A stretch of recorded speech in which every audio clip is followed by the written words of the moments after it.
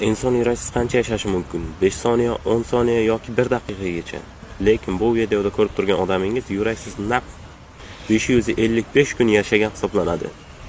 Ko'rib turganingiz Sten Larkin. U yuraksiz naq 555 kun yashagan hisob. Uning yuragidagi og'ir kasalliklar tufayli uning yuragini olib tashlashga majbur bo'lishgan. Yuragining o'rniga sun'iy yurak qo'yishgan.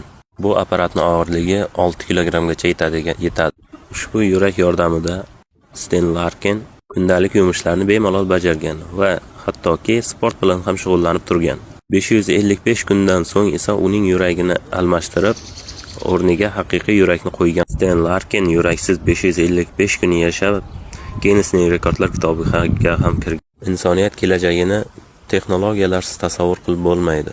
Agarda Sten Larkinda ham shunaqangi texnologik yutuqlar bo'lmaganda, u hozir oramizda yo'q bo'lar edi.